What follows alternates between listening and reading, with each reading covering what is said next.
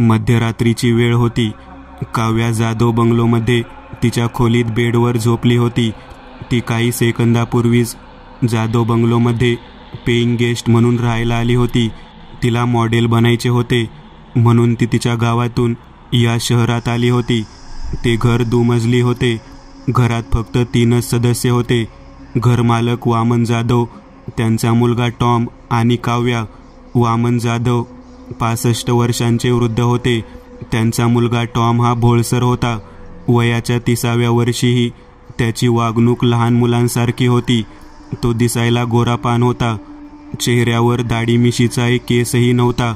त्याचे वडील वामन जाधव त्याची खूप काळजी घेत.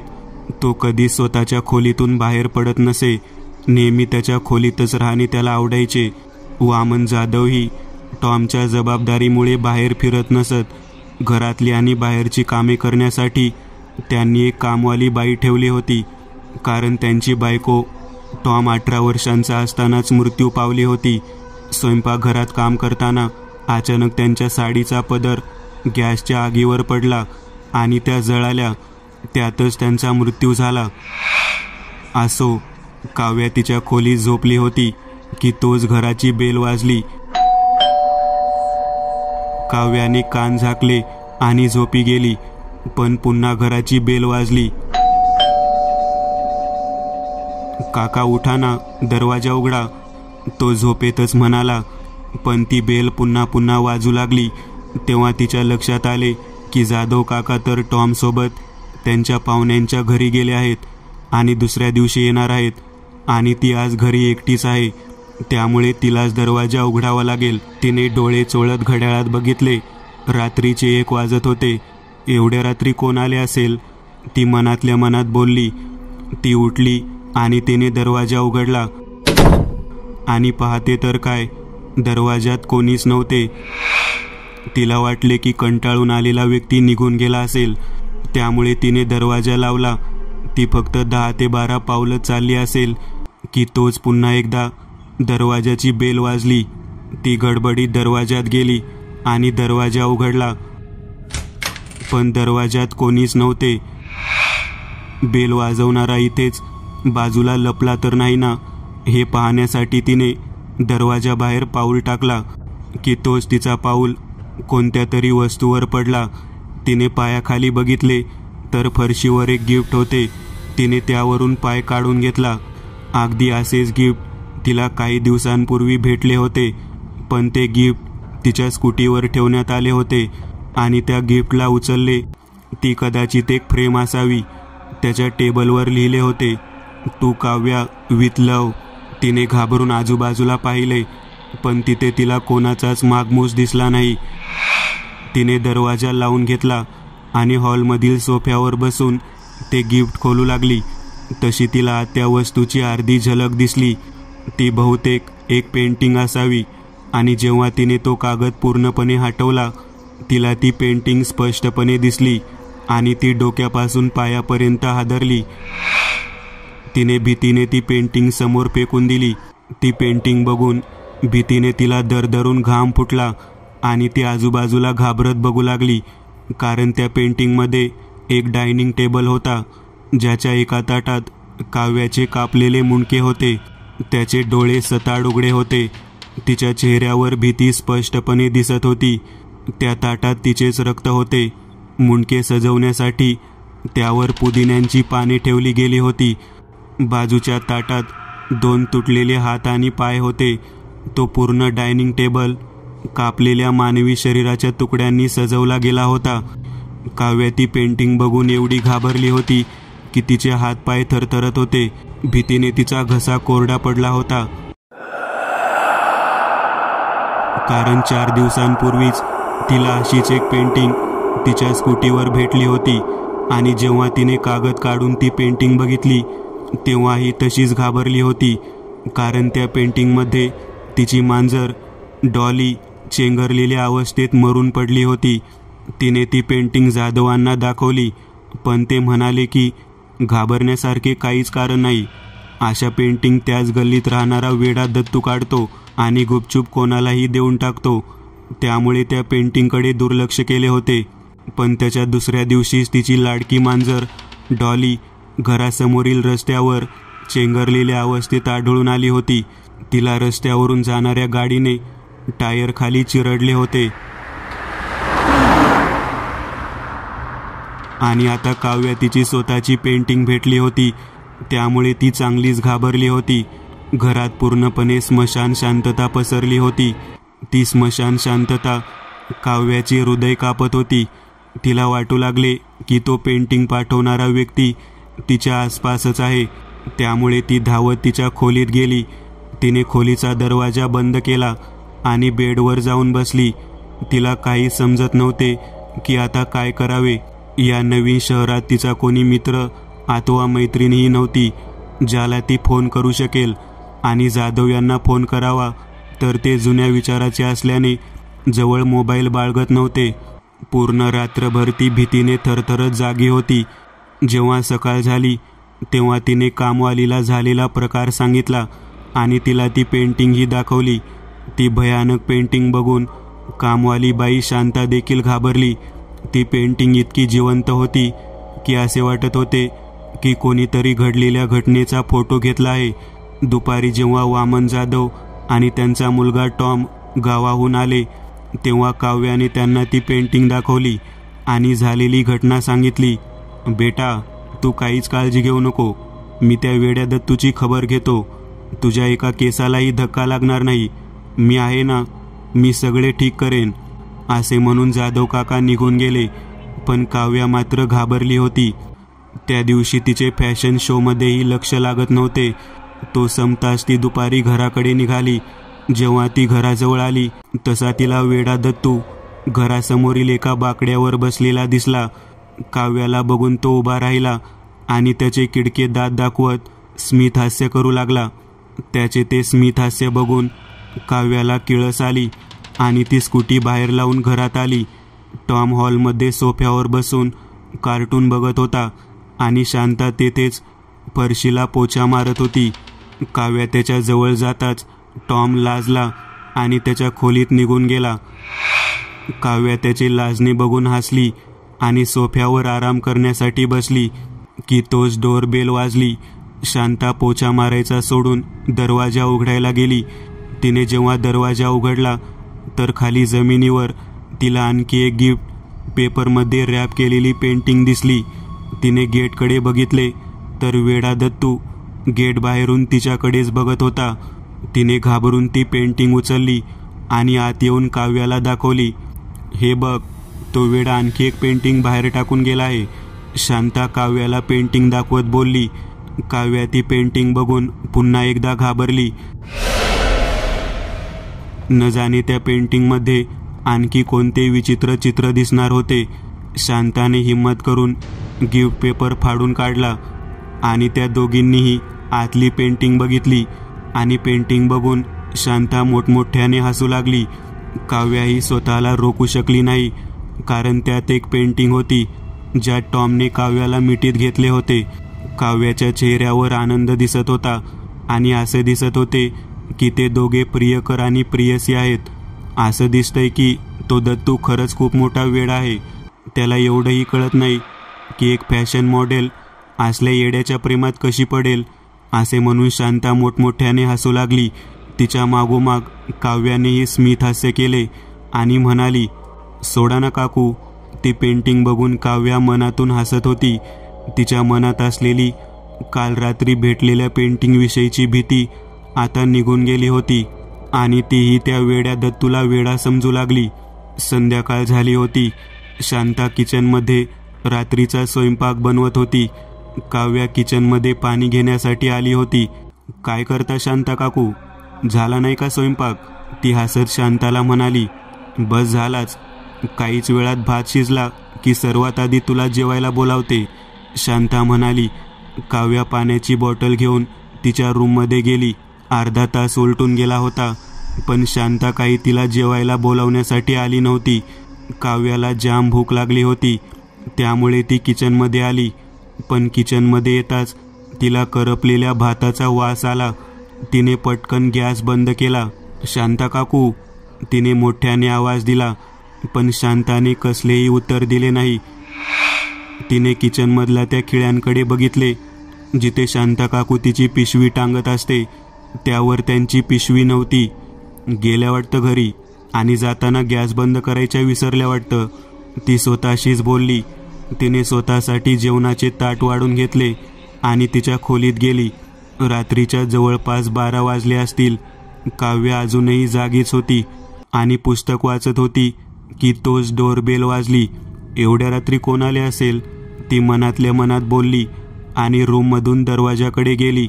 जाधव काका दरवाजात उभारून कोणाशी तरी बोलत होते. नाही, ती केव्हाचीच गेली, जाधव काका म्हणाले आणि त्यांनी दरवाजा लावून घेतला. काय झालं काका, कोण होतं? तिने जाधव काकांना विचारले. शांताचा नवरा होता. म्हणत होता शांता अजूनही घरी आली नाही म्हणून तिला शोधण्यासाठी आला होता. मी सांगितले की ती संध्याकाळी स्वयंपाक बनवून निघून गेली. जाताना मला सांगून गेली होती की गॅसवर भात ठेवला आहे, 5 मिनिटात गॅस बंद करा. जाधव काका म्हणाले. हां, त्या तर संध्याकाळीच निघून गेल्या आहेत. न जाणे त्या कोठे गेल्या असतील. काव्या जाधव काकांना म्हणाली. सापडतील लवकरच, तू काळजी करू नको, ते म्हणाले आणि त्यांच्या खोलीत निघून गेले. काव्याही तिच्या खोलीत गेली. रात्रीचे जवळपास 2:30 वाजले होते.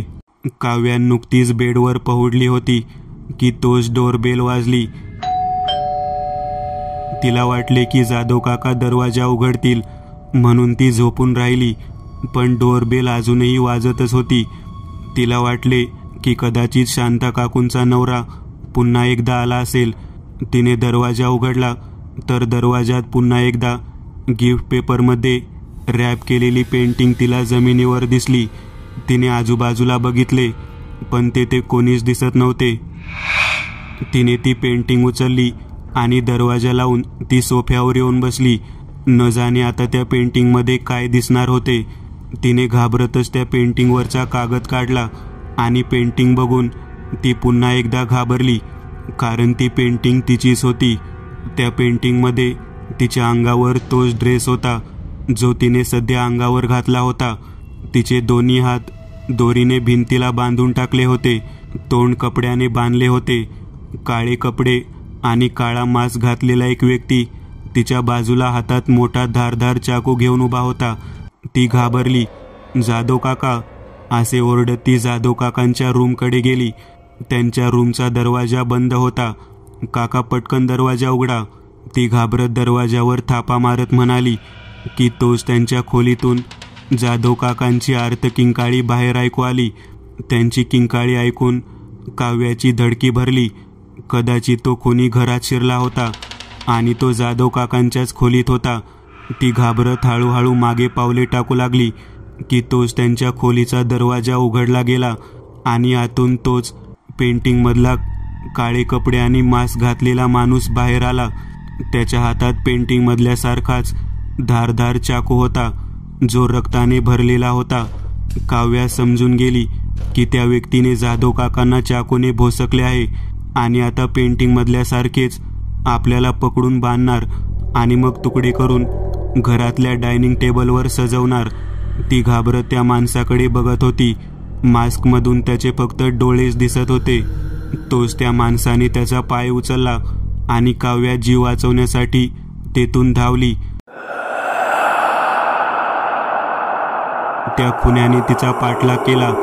ती दुसऱ्या मजल्यावर जाणाऱ्या जिन्यावरून वर धावत जाऊ लागली की इतक्यात त्या खुन्याने तिचा एक पाय पकडून ओढला. काव्या तोंडावर आपटली. खुनी तिचा एक पाय पकडत तिला पायऱ्यांवरून खाली फरफटत नेऊ लागला. त्याने तिला फरशीवर फरफटत आणले. काव्याने तिचे अंग बदलले आणि पाठीवर पडली. खुनी काव्याच्या कपाळातून आणि चेहऱ्यातून निघणाऱ्या रक्ताच्या ओघळांकडे बघत होता. त्याने डाव्या हातातला चाकू दोन्ही हातांनी पकडला आणि पोटात खुपसण्याच्या उद्देशाने हवेत उचलला की इतक्यात काव्याने त्याच्या अवघड जागेवर लाथ मारली. खुनी किंचाळला आणि त्याच्या हातातून चाकू खाली गळून पडला. काव्या उठली आणि धावत सुटली की इतक्यात तिला जाधव काकांचा आवाज आला. काव्या, ते त्रासून बोलले. तिने त्यांच्याकडे बघितले तर ते त्यांच्या खोलीतून पोटात झालेल्या जखमेवर हात ठेवून बाहेर आले होते. काव्या त्यांच्याकडे धावत गेली. काका, तुम्ही तर ठीक आहेत ना? ती जाधव काकांना म्हणाली आणि तिने खुन्याकडे बघितले. तो डाव्या हाताने पोट धरून आणि उजव्या हातात चाकू धरून लंगडत लंगडत त्यांच्या दिशेने येत होता. काका, पटकन तुमच्या खोलीत चला, खुनी येतोय. ती खुन्याकडे बघत जाधव काकांना म्हणाली की इतक्यात तिच्या पाठीत धारधार चाकू घुसला. तिच्या तोंडून आ निघाले आणि तिने मागे वळून बघितले तर जाधव काका स्मित हास्य करत तिच्या चेहऱ्याकडे बघत होते. तिला काही समजत नव्हते की त्यांनी तिला चाकू का भोसकला आणि काही वेळापूर्वी त्यांना खुन्याने भोसकले होते. तो प्रकार काय होता?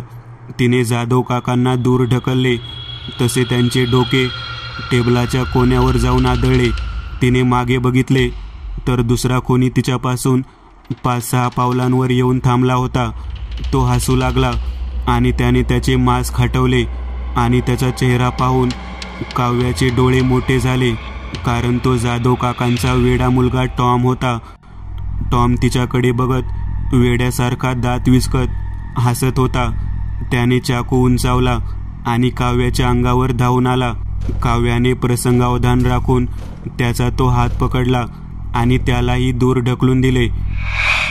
टॉम जमिनीवर आपटला. काव्या धावत बाजूच्याच रूममध्ये गेली आणि तिने दरवाजा आतून लावून घेतला आणि मागे सरकली. तोच टॉम उठला आणि दरवाजावर लाथाबुक्या मारू लागला. उघड, दरवाजा उघड, तो मोठमोठ्याने ओरडत होता. इकडे आत काव्याच्या डोळ्यात पाणी जमा झाले होते. इतक्यात तिची नजर त्या खोलीच्या भिंतीवर पडली आणि तिच्या पायाखालची जमीनच सरली. तिला तिच्या डोळ्यांवर विश्वासच बसत नव्हता, कारण भिंतीवर खूप साऱ्या पेंटिंग्स लटकत होत्या.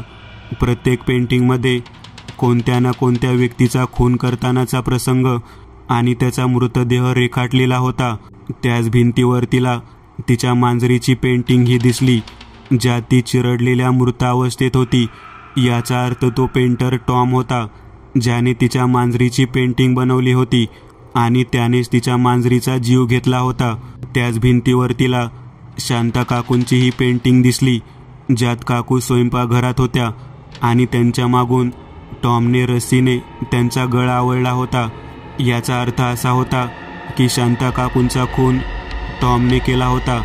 त्या दिवशी त्या गुपचूप घरातून निघून गेल्या नव्हत्या. टॉमने त्यांचा खून केला होता, म्हणून गॅसवर भाताचा कुकर तसाच राहिला आणि करपून गेला.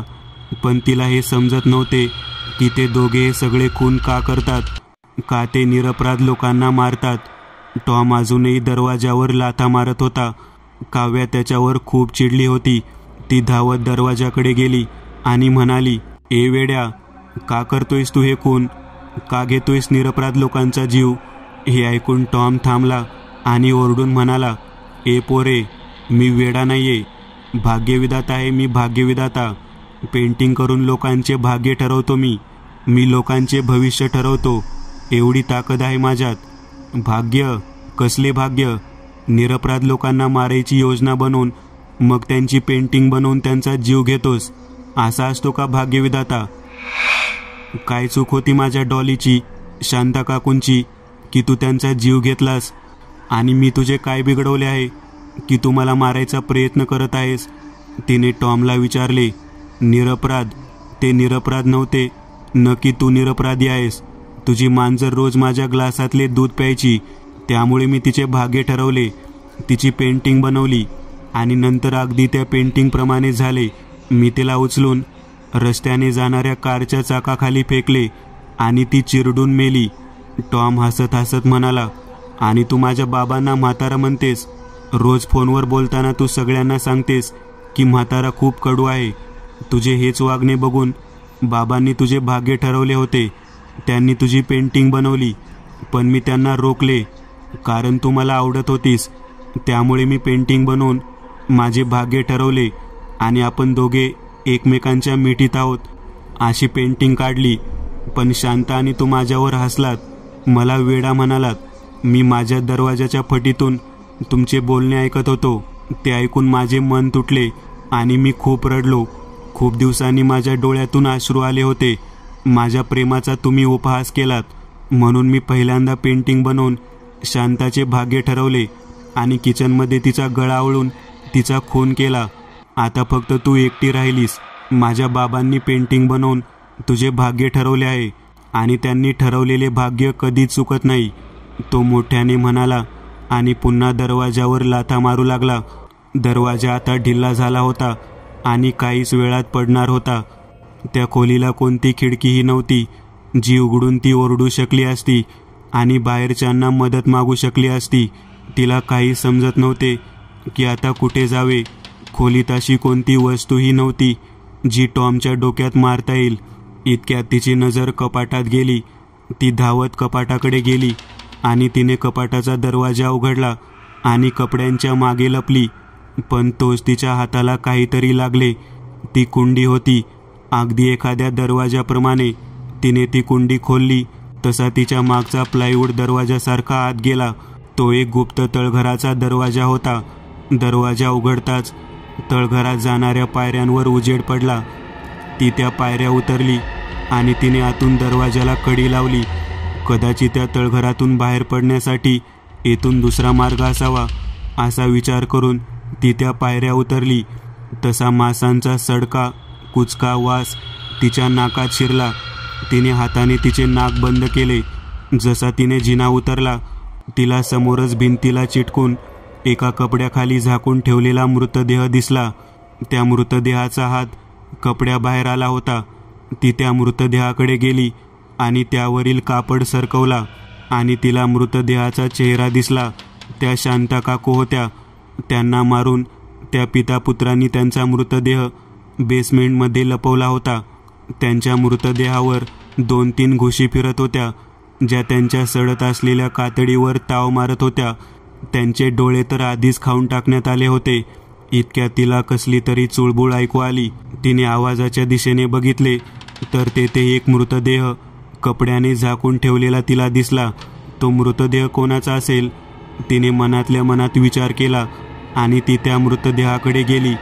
तिने त्यावरील कापड हटवले आणि बघते तर काय, त्याखाली जाधव काका डोळे मिटून पडले होते. इतक्यात तिने बघितले की त्यांच्या हातात लाकडाचा दंड आहे.